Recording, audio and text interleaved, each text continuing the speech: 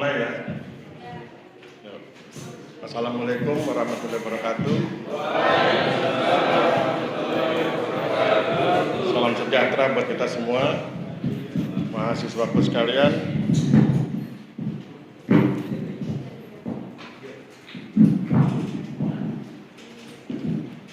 Hari ini pertemuan kita yang keempat ya.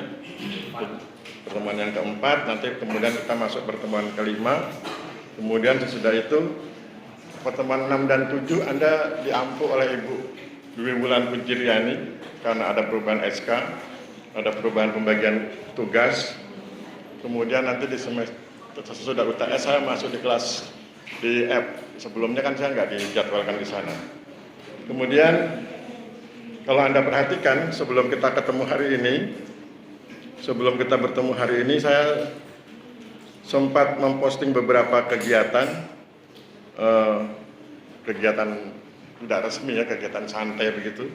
Misalnya saya sempat membagikan kepada Anda itu lagu ya, cover lagu Bon Jovi itu ya, Bed of Roses. Ada yang senang lagu-lagu rock lama 80-90-an itu ya. Nanti kalau Anda wisuda kan itu bagus kalau dinyanyikan. Ya, nah kenapa itu saya posting kepada Anda? Saya ingin tunjukkan pada Anda bahwa seorang peneliti, terutama peneliti kualitatif, itu idenya selalu muncul. Ya.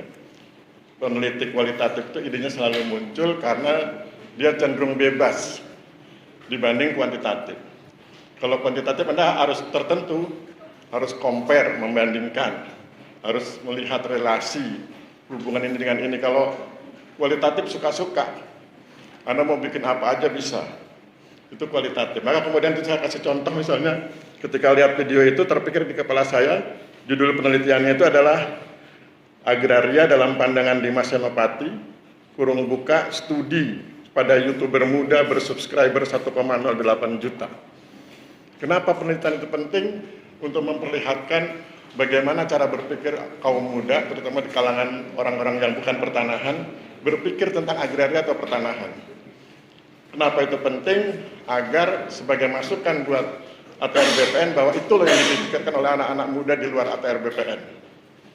Jangan sampai ATR BPN kampanye tentang sesuatu yang kampanyenya itu nggak menyentuh hati anak-anak muda itu. Ya, itu urgensinya itu. Kemudian saya juga tunjukkan, saya sharing ke Anda buku saya ya, silahkan nanti digunakan kalau untuk bikin skripsi. Itu metode penelitian kualitatif untuk riset agraria.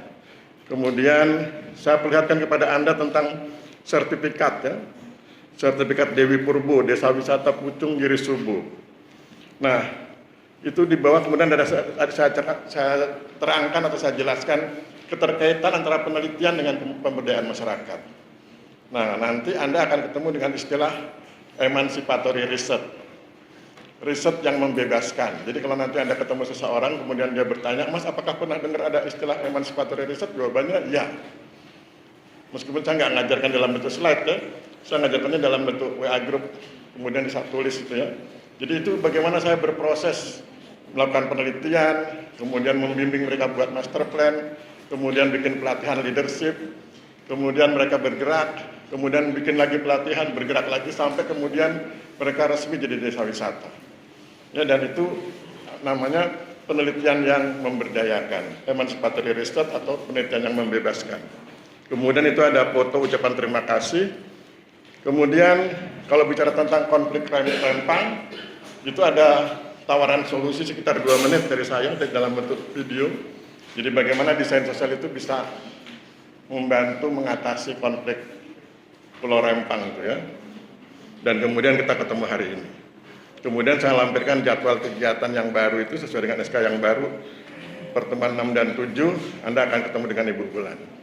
Oke, hari ini Anda dapat tugas bikin bab 2 ya. Saya acak sebentar.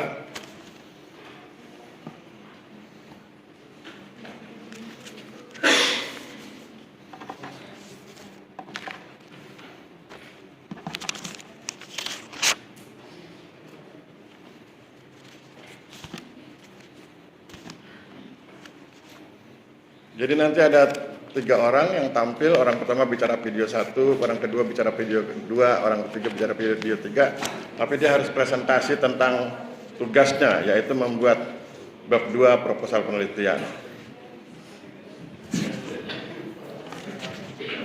Kalau sudah pernah dipanggil bilang sudah ya. Faisa mana? Faisa, Vanessa, Frelia, 3F.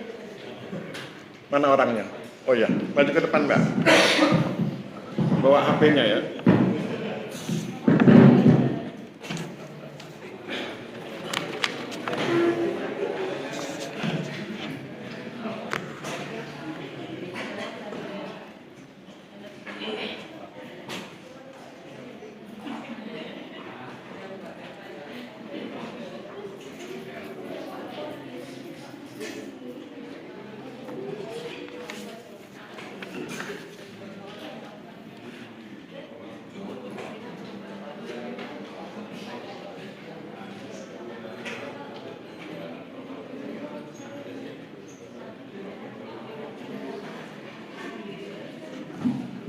Silakan lihat di WA Group, itu tugasnya Faisa sudah saya posting. Nanti kemudian kita dengarkan penjelasannya. Silakan. Perkenalkan diri ya. Oke. Datang ke sini. Ya.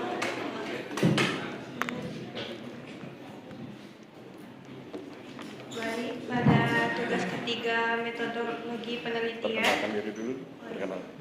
Kenalkan, nama saya Faiza Vanessa Frelia. Saya akan membacakan tugas 3 metode. Pada video pertama, saya mengambil judul penelitian pemberdayaan usaha mikro kecil dan menengah melalui program pembinaan terhadap pembangunan ekonomi masyarakat di Kabupaten Gianyar, Provinsi Bali.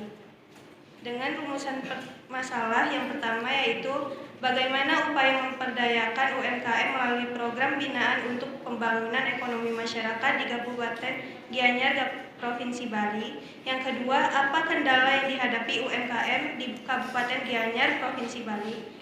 Yang sistematika kerangka teoritiknya yaitu pemberdayaan UMKM, ekonomi kerakyatan. Dengan sistematika kerangka konseptualnya yaitu upaya pemberdayaan dilakukan dalam 3 hal seperti menciptakan iklim yang kondusif, masyarakat untuk berkembang, memperkuat potensi masyarakat dengan menyiapkan sarana prasarana baik fisik maupun sosial yang mampu diakses oleh lapisan masyarakat paling bawah, dan melindungi dan membela masyarakat lemah.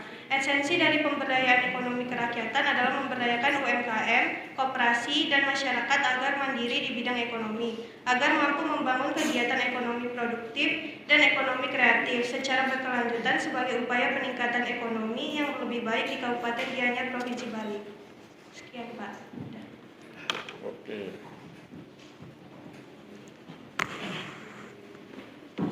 Terima kasih Mbak Faisa. Anda sudah lihat semua ya judulnya itu, kemudian kalau diperhatikan Anda hitung itu lebih dari 14 kata, maka kita coba berusaha membuang 2 kata. Yang saya buang pertama kata terhadap dan kata pembangunan. Kemudian ketika bicara tentang ekonomi masyarakat itu keliru, karena di sistematika kerangka teoritiknya itu adalah kerakyatan. Jadi harus konsisten, kalau di kerangka teoritiknya adalah kerakyatan, maka kata masyarakatnya diganti dengan kerakyatan. Jadi judulnya adalah pemberdayaan usaha mikro kecil dan menengah melalui program binaan ekonomi kerakyatan di Kabupaten Gianyar, Provinsi Bali. Kalau nanti dihitung masih lebih dari 14 kata, Provinsi Balinya dihilangkan. Tapi kalau cukup, nggak usah. Kemudian rumusan masalahnya bagaimana, sudah oke, itu sudah ciri khas kualitatif. Apa kendala, oke, itu diizinkan. Tetapi biasanya kalau pengalaman senior itu, kalau sudah ada kendala harus dipasangkan dengan solusi ya. Apa solusinya? Jadi seorang peneliti jangan cuma bikin masalah, tapi bikin solusinya juga. Jadi apa kendala yang dihadapi dan apa solusinya? Jadi nomor 2 apa kendala, nomor 3 apa solusi yang dapat dilakukan dan seterusnya ya. Kemudian sistematika kerangka teoritiknya sudah oke, pemberdayaan UMKM ekonomi kerakyatan. Nanti kalau ujian tolong dilengkapi. Misalnya pemberdayaan itu apa yang mau dibahas? 1, 2, 3. Kemudian UMKM apa yang akan dibahas? 1, 2, 3. Ekonomi kerakyatan apa yang mau dibahas? 1, 2, 3. Sehingga kemudian ada minimal ada 9 item dari kerangka teoretik. Itu menunjukkan bobot pemahaman teori ya. Kemudian sistematika kerangka konseptual, kalau bilang sistematika berarti bukan uraian ya. Ini kan uraian. Harusnya di sistematika aja. Pembedaan di 3 hal. 3 hal itu apa? Menciptakan iklim dan ditulis pointer. Ya, yang pertama maupun yang kedua. Nanti kalau yang solusi tinggal ditambahkan yang ketiga. Begitu ya, saya pikir cukup. Terima kasih Mbak Faisa, aplaus buat Faisa. Terima kasih. Ya. Berikut orang kedua, video kedua ya.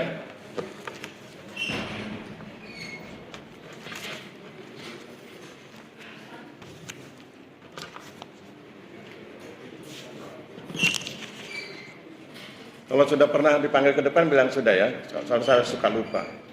Muhammad Aryawansyah sudah pernah? Mana orangnya? Sudah ya? Oke.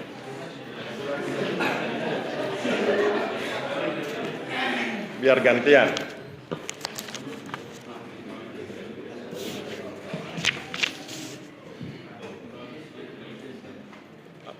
Risolina atau Risalina ini? Risoliana Putri mana? Mana? Risoliana Putri. Ya.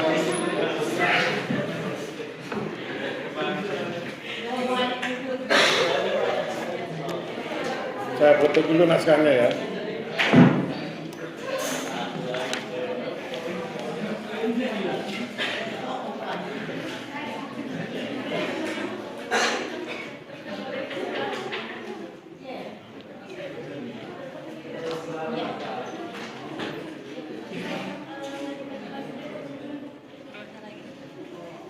Dua halaman.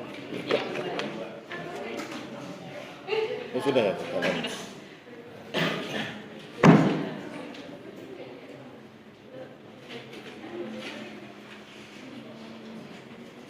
Buah HP. HP-mu mana?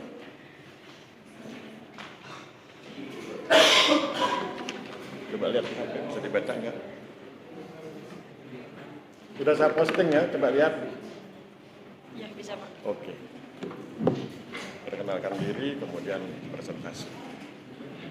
Ya. Cukup. Ya. Izin memperkenalkan diri. Di sini saya Risdiana Putri ingin membacakan video 2 yang sudah saya buat. Untuk yang pertama itu ada judul penelitiannya.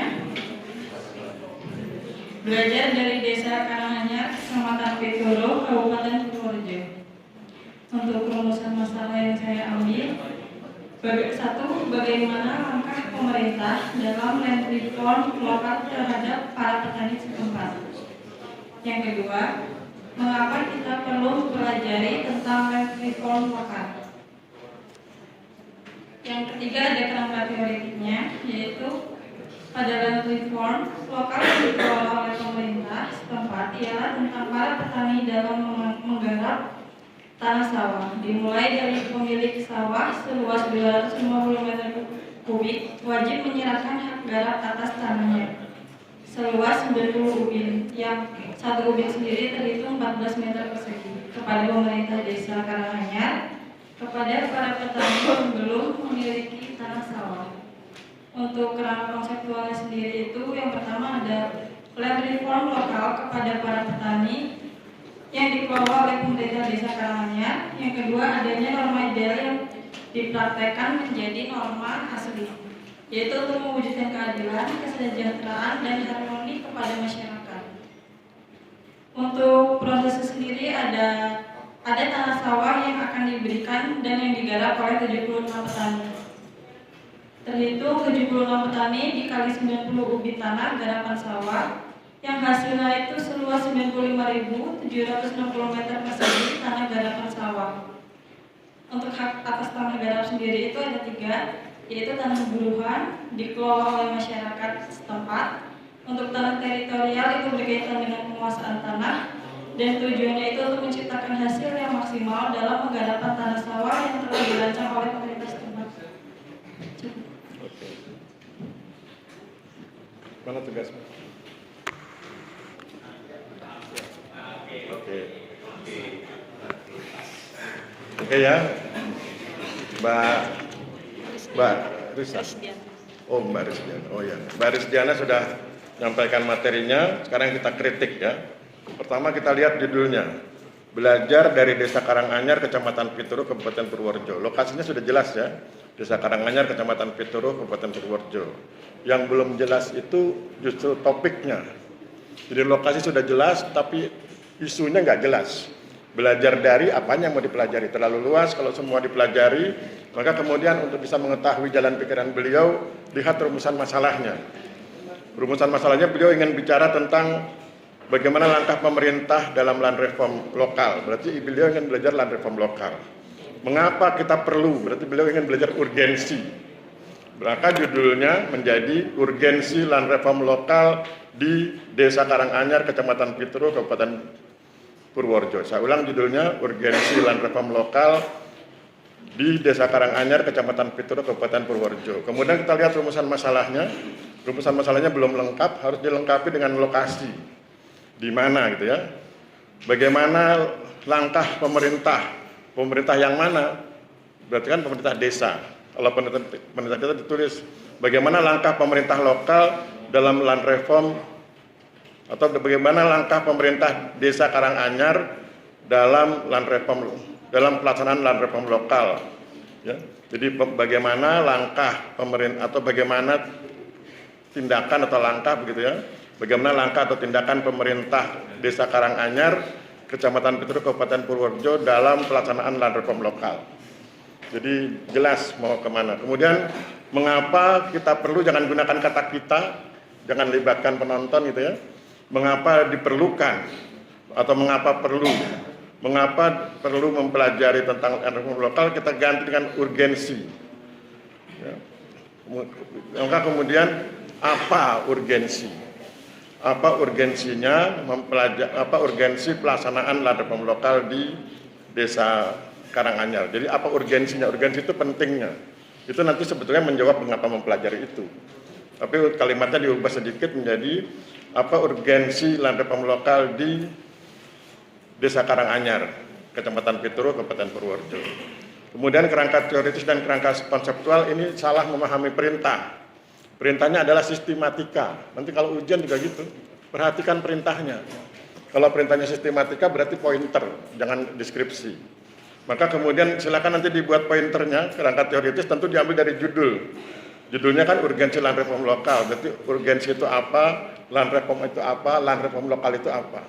Jadi sistematika kerangka teoritisnya A, urgensi, B, land reform, C, land reform lokal. Kemudian nanti ini dibedah.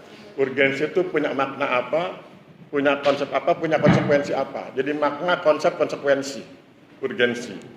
Kemudian land reform tipe nasional itu bagaimana dibedah jadi 3 poin, nanti yang level land reform lokal dibedah jadi 3 poin. Sehingga kemudian minimal 9 poin. Kemudian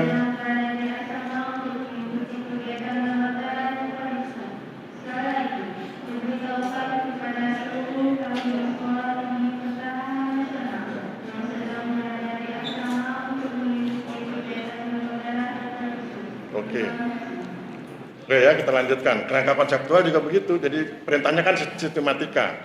Nanti dibuat sistematikanya untuk menjawab 2 rumusan masalah itu. Ya, jadi saya pikir tinggal diperbaiki menjadi sistematika. Saya pikir cukup. Terima kasih buat Mbak Rosdiana. Ya, terima kasih applause buat Rosdiana. Yang punya benhak tidak saya presentasikan, tapi saya kasih tulisan terlambat. Ya. Jadi bagi yang terlambat saya beri catatan terlambat. Kemudian kita ambil orang terakhir, orang ketiga.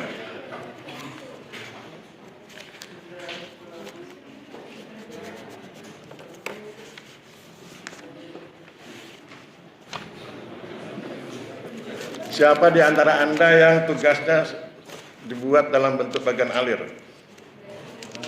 Ada? Perintahnya sistematika ya, tapi Anda buatnya bagan alir.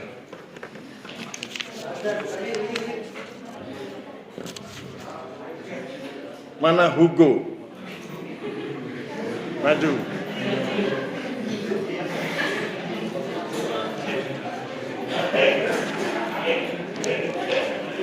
Silakan duduk.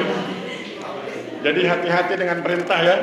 Kalau Anda diperintahkan, misalnya Anda anggota intelijen, komandan Anda bilang bunuh 2 orang, kemudian Anda bunuh 5 orang, salah tuh. Kalau perintahnya bunuh 2 orang saja. Kalau perintahnya sistematika, sistematika. Kalau perintahnya bagian alir. Kalau perintahnya deskripsi. Nanti ujian itu yang saya mainkan ya. Jadi ujian itu setiap kata saya mainkan. Kalau Anda nggak bisa memaknai, jangan protes kalau kemudian dapat nilai jelek ya. Karena ketidakpandaian membahas.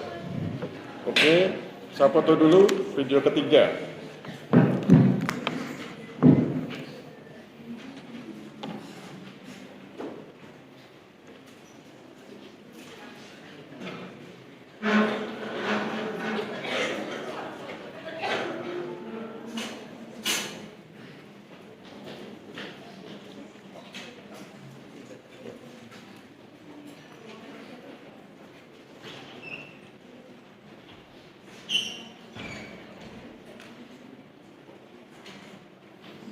Bisa dibaca nggak? Oke, sudah saya posting. Silakan Mas, perkenalkan diri dulu. Selamat pagi Pak, izin perkenalkan diri, nama saya Hugo Kristianto. Di sini saya akan membacakan apa yang sudah saya kerjakan dari video 3 ini. Judul yang saya ambil di sini adalah upaya peningkatan livelihood atau penghidupan bagi petani. Lalu rumusan masalah yang saya ambil ada 2, yakni apa yang dimaksud dengan livelihood dan apa upaya yang dilakukan untuk meningkatkan livelihood atau penghidupan bagi petani. Lalu kerangka teoretik di sini saya menjelaskan sebenarnya menjadi 3 bagian, yakni strategi livelihood atau penghidupan rumah tangga, lalu ada pengertian livelihood sendiri dan faktor penentu dari livelihood. Lalu ke kerangka konseptualnya di sini sebenarnya ada kesalahan saya membuat diagram tersebut Pak. Ya, kalau dibuat pointer apa? 1, 2, 3 gitu. Kalau dibuat pointer, bisa nggak dibuat pointer? Judul-judulnya mungkin. Iya, dari livelihood itu terbagi menjadi 3, yakni kemampuan, kepemilikan SDA dan kegiatan. Lalu dari 3 itu apabila dapat berhasil akan menjamin kesejahteraan dan pencapaian hidup bagi pencapaian hidup yang lebih baik lagi. Oke. Anda sudah lihat ya, apa teksnya. Sekarang kita mulai kritik ya. Kritik pertama, judulnya itu nggak jelas. Lokasinya di mana? Maka kemudian harus ditulis lokasinya, kecuali Anda ingin meneliti seluruh dunia, itu silakan. Tapi kalau meneliti di lokasi tertentu, desa tertentu, tulis nama desanya. Kemudian peningkatan livelihood. Tidak ada istilah peningkatan. Livelihood itu penghidupan. Kalau bicara tentang penghidupan, maka kemudian kalau di video yang Anda lihat itu kan 3 dia. On farm, non farm, apalagi off farm. Dan 3 itu cluster, bukan stratified. Kan Anda diminta untuk membuat penelitian dengan berdasarkan video itu, bukan berdasarkan video yang lain. Kalau video yang lain mungkin nuansanya kuantitatif, nanti penghidupan layak, tidak layak, dan sebagainya, itu peningkatan. Tetapi di video itu kan dibahasnya tentang on farm, non farm, off farm. Itu cluster, bukan stratified, bukan struktur, tapi setara, kelas. Kelompok on farm, kelompok non farm, kelompok off farm. Sejajar, setara. Maka kemudian kata peningkatan menjadi tidak sesuai. Kemudian karena peningkatan tidak sesuai, maka upaya menjadi hilang. Nah kemudian berarti kan judulnya cuma tinggal livelihood, petani di desa X gitu ya. Desa mana ini Mas? Ada di video itu ya. Di video itu desa apa? Karanganyar bukan? Ngandagan. Dan nanti dilihat ya desanya. Jadi kemudian untuk mengetahui jalan pikiran beliau, kita lihat sebelum kita tetapkan judulnya, kita lihat jalan pikirannya. Lihat di rumusan masalah. Rumusan masalah yang pertama, apa yang dimaksud dengan livelihood? Itu bukan pertanyaan penelitian, itu pertanyaan ujian. Beda ya, pertanyaan ujian dengan pertanyaan penelitian. Kalau pertanyaan penelitian itu Anda harus ke lokasi, ngecek, ngobrol, was-was, butuh waktu berhari-hari. Tapi kalau pertanyaan ujian, Anda datang ke kelas, baca soalnya, kerjakan 15 menit. Ya, maka ini tidak boleh poin 1 salah, rumusan masalah 1 salah, karena itu pertanyaan ujian bukan pertanyaan penelitian. Yang poin 2 coba kita lihat. Apa upaya yang dilakukan untuk peningkatan livelihood? Ya, ini sudah keliru peningkatan. Padahal nanti ada on farm, off farm, non farm. Itu sebetulnya cluster. Kalau sudah cluster maka berarti dinamika. Orang itu kalau lewat on farm dia nggak cukup, dia main di off farm. Off farm nggak cukup, dia main di non farm. Maka kemudian di desa itu ada orang yang punya profesi di tiga cluster itu. Dia main di cluster on farm, dia main di cluster off farm, dia main di cluster non farm. Dia petani, dia menyewakan traktor, dia juga menyewakan sound system. Ya, dia petani on farm, dia menyewakan traktor off farm, dia menyewakan sound system non farm. Itu namanya apa? Variasi. Maka kemudian pilihannya adalah kata dinamika. Jadi dinamika livelihood petani di desa X. Dinamika artinya kalau dia nggak sanggup di sini, dia tambah ke situ. Yang penting penghasilannya cukup. Karena penelitian saya menunjukkan bahwa petani dengan luasan yang sangat kecil itu penghasilannya hanya 200.000 per bulan. Padahal pengeluaran sekitar 2 juta. Maka kan yang 1,8 dia harus cari di berbagai peluang gitu ya. Maka judulnya menjadi dinamika livelihood petani di desa X. Kerangka teoretika nanti dibuat pointer. Pertama dinamika itu apa, kemudian dibedah makna, konsep, dampak. Kemudian livelihood itu apa? Ya, dibedah jadi 3 poin. Kemudian petani juga dibedah. Jadi ada 3 item yang masing-masing dibedah 3 poin sehingga kemudian jadi 9 poin gitu ya. Itu di kerangka teoretik agar kemudian Anda menjadi lebih mudah ketika masuk di kerangka konseptual. Nah, tetapi tadi kita belum selesai di rumusan masalah ya. Rumusan masalah 1 kan kita coret. Rumusan masalah 2 kita kritik. Maka kemudian kita buat rumusan masalah yang baru yaitu mengapa terjadi dinamika livelihood petani, mengapa terjadi dinamika. Nanti kan jawabannya karena pendapatannya kurang, bla bla bla dan seterusnya. Kemudian baru dijelaskan bagaimana dinamikanya, mengapa dan bagaimana. Nanti di kerangka konseptual itu yang harus dijawab kemudian dalam bentuk pointer. Saya pikir demikian, kita cukupkan Mas Hugo. Terima kasih, applause buat Hugo. Thank you. Jadi nasihat saya adalah kalau ujian itu lihat kata-katanya, lihat perintah. Beda deskripsi, beda sistematika, beda lagi bagian alir. Ya, jadi kalau sistematika berarti pointer. Kalau deskripsi uraian, kalau bagian alir menghubungkan antar pointer. Sekarang kita masuk ke materi kita hari ini. Sekarang sudah jam 8.52. Mudah-mudahan terkejar, kita akan bahas 2 materi. Materi kuliah 3 dan 4 kalau nggak salah. Ya.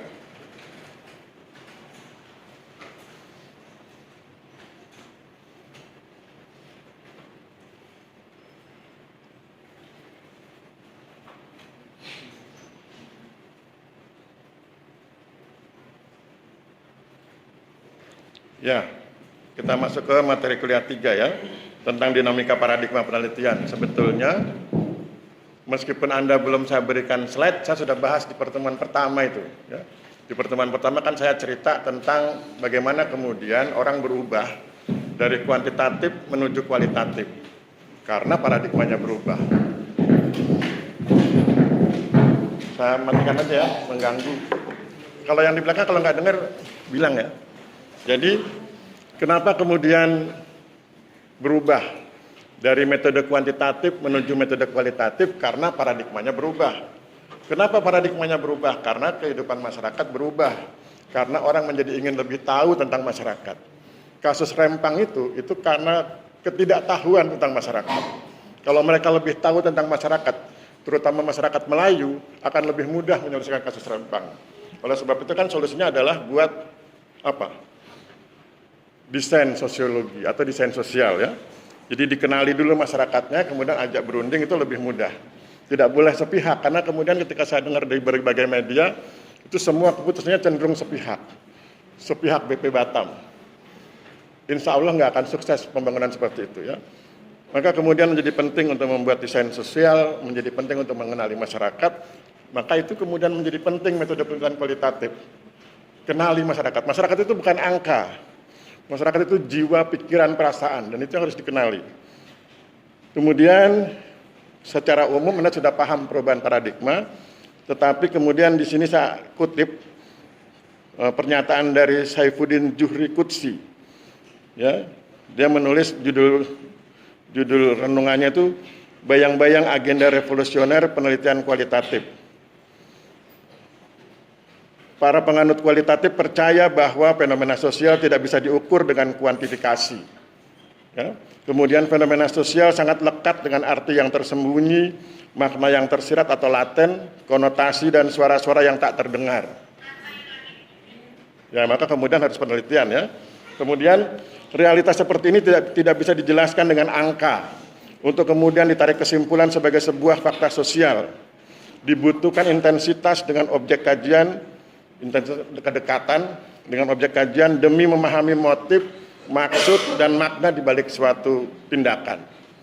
Jadi kalau kemudian orang-orang Melayu protes tentang rempang itu harus dipahami tentang makna, motif, dan maksud mereka. Kalau saya bilang duduk bareng lah, kemudian win-win solution. Jangan semua kemudian dilakukan represi, penangkapan, dan lain sebagainya. Kemudian Anda sudah lihat perbedaan kualitatif. Nah ini sekarang kita masuk ke paradigma. Saya nggak akan bacakan teksnya, tapi saya akan lihat di slide yang kalau di sini tulisnya ke-7 atau ke-6, yang ada gambar orang Afrika itu, kemudian ada tulisan paradigma, ada skema, ya, paradigma positivistik 1 sampai 5 itu. Saya ingin main di situ dan itu sudah cukup menjelaskan. Ya. Misalnya paradigma positivistik itu riset on people, riset pada manusia, riset pada masyarakat. Penggunaan kata pada menunjukkan adanya jarak antara peneliti dengan yang diteliti.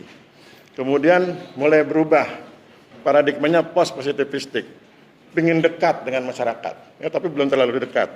Kemudian masuk paradigma konstruktivisme atau saya sering menyebutnya paradigma konstruktivistik.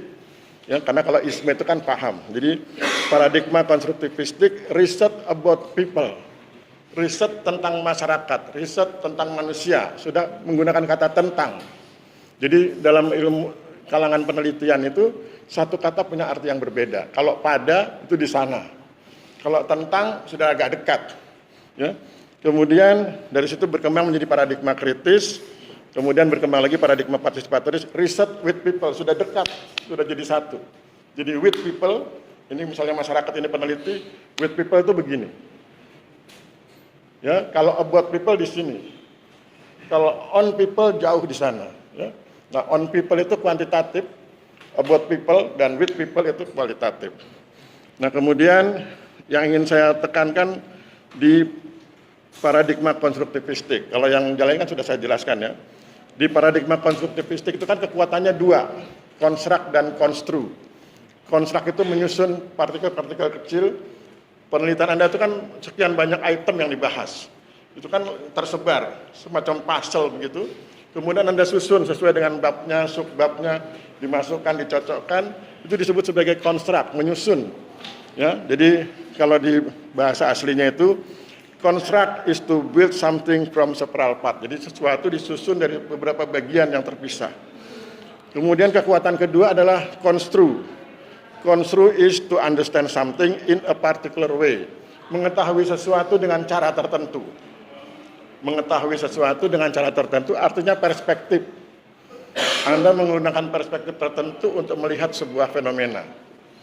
Kalau Anda ketemu saya, dengan Anda ketemu Pak Eko Budi Wahyono misalnya, kalau bicara tentang kasus rempang, pendekatannya tentu berbeda. Perspektif saya sebagai sosiolog berbeda dengan perspektif beliau sebagai geodet. Anda ketemu lagi dengan Ibu Widiana, berbeda lagi karena beliau kan orang hukum. Perspektif hukumnya seperti ini, perspektif sosiologinya seperti ini, perspektif geodesinya seperti ini. Itu namanya perspektif, dan itulah particular way, melihat sesuatu dengan cara tertentu. Jadi Anda disarankan memilih, silakan pilih sesuai dengan perspektif yang Anda ingin gunakan. Misalnya Anda, saya suka manajemen Pak Aris, oke, lewat perspektif manajemen, gitu ya. Itu tentang konstruk dan konstru. Kalau yang lain saya pikir nanti bisa Anda baca sendiri ya. Dan kemudian tambahannya adalah metode penelitian kualitatif itu, terutama yang paradigma partisipatoris, kekuatannya pada GPS, tapi bukan GPS yang alat itu, tapi gerakan penduduk setempat. Jadi kalau Anda ingin bikin peta, gerakan penduduk setempat, GPS, gerakan penduduk setempat. Ajak ngobrol, ajari sebentar, bikin peta bareng-bareng. Itu partisipatoris ya, itu jadi penelitian. Itu kemudian kita masuk ke yang materi keempat.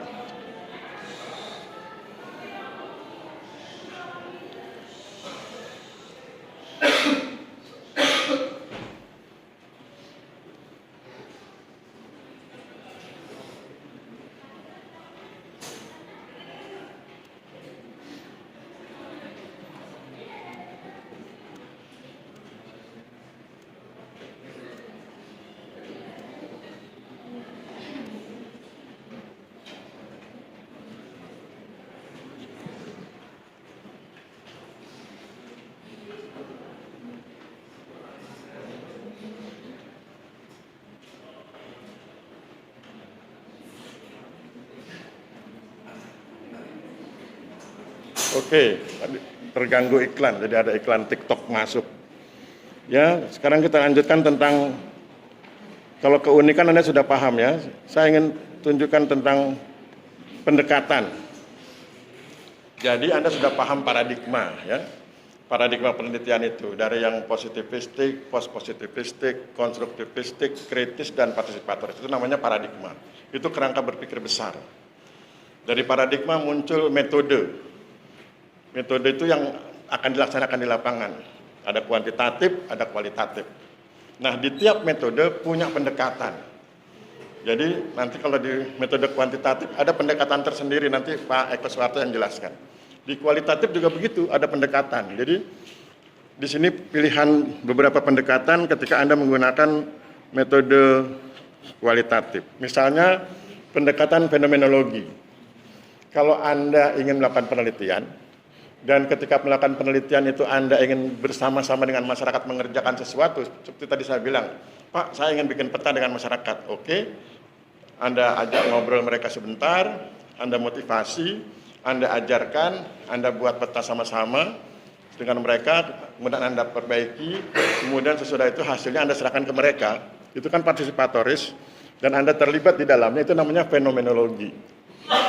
Jadi kalau Anda terlibat dalam sebuah kegiatan penelitian, bersama-sama dengan masyarakat, maka kemudian itu disebut pendekatannya fenomenologi. Anda terlibat dalam peristiwa yang Anda teliti. Itu fenomenologi. Kalau Anda bilang, Pak Aris, saya nggak suka terlibat.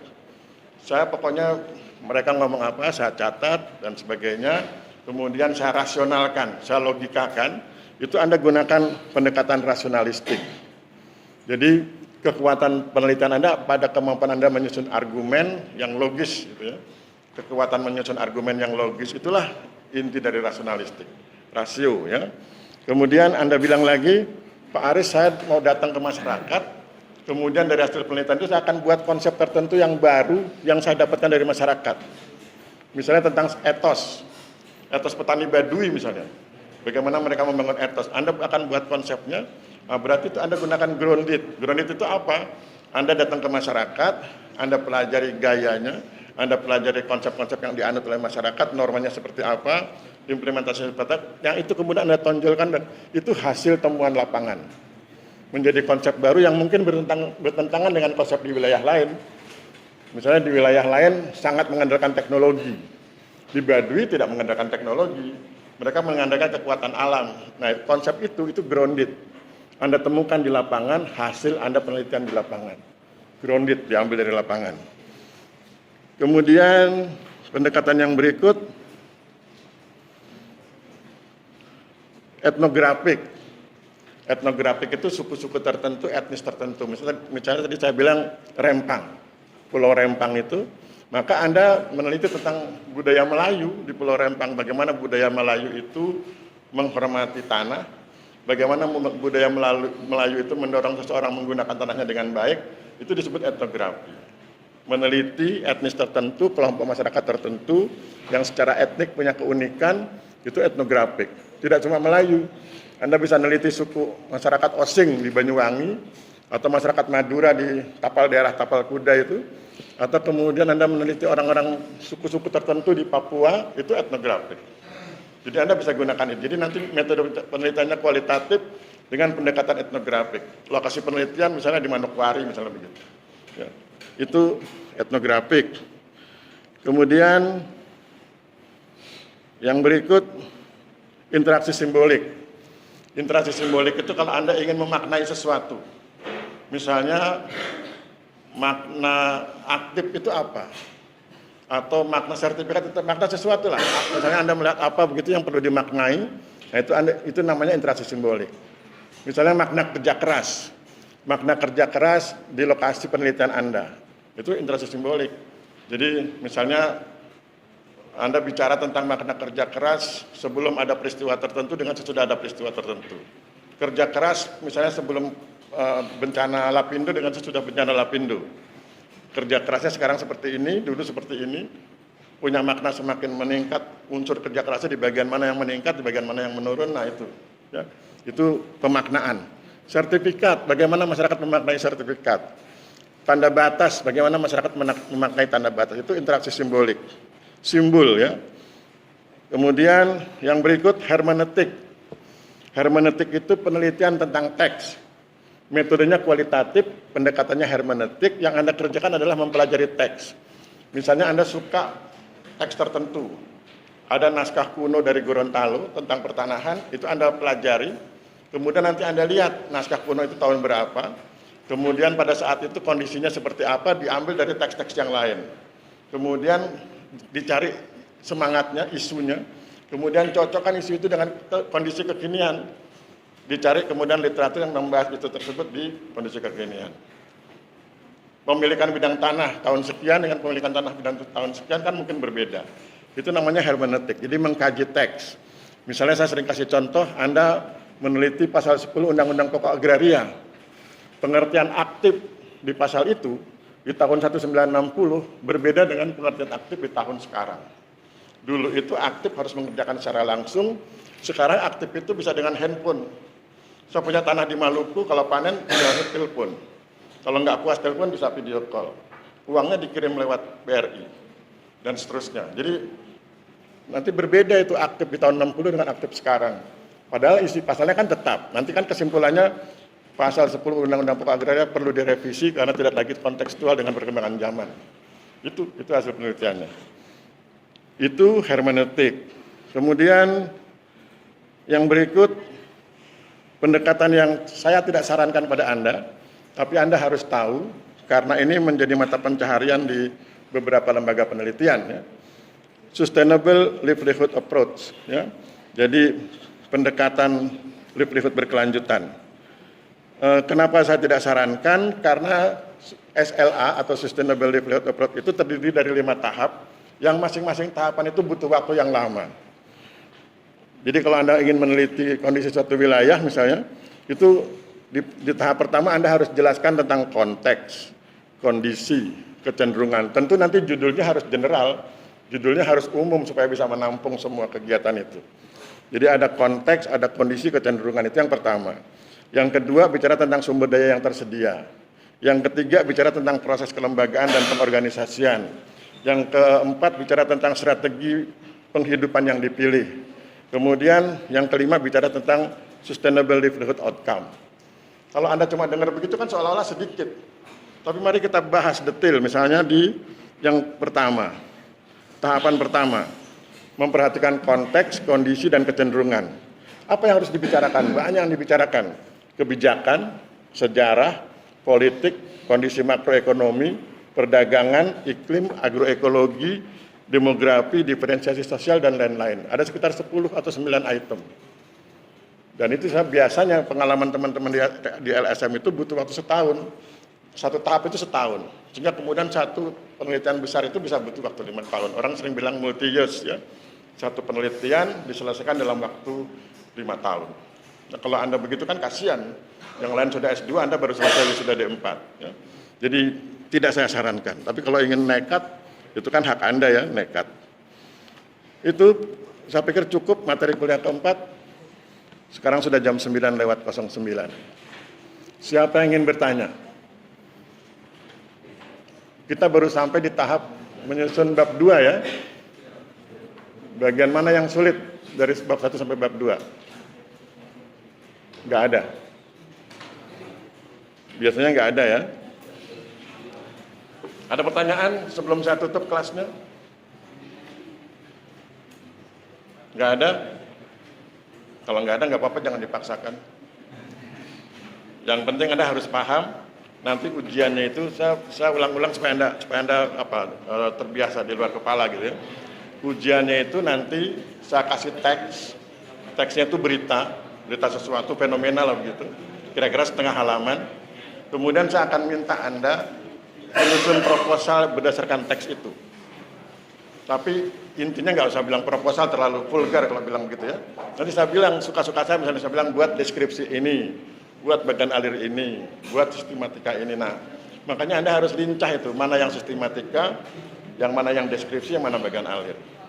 Kalau saya bilang buat bagian alir latar belakang, nah, Anda buat bagian alir latar belakang.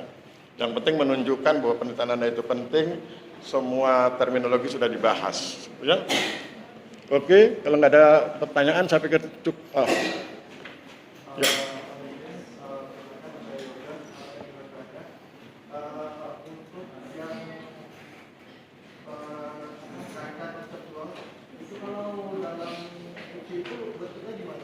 Ya, kerangka konseptual ya.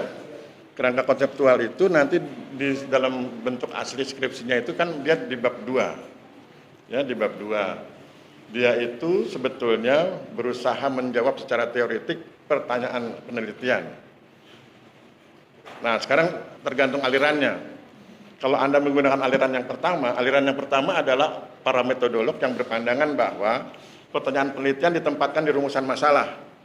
Kalau pertanyaan penelitian ditempatkan di rumusan masalah, maka kerangka konseptualnya itu harus menjawab itu.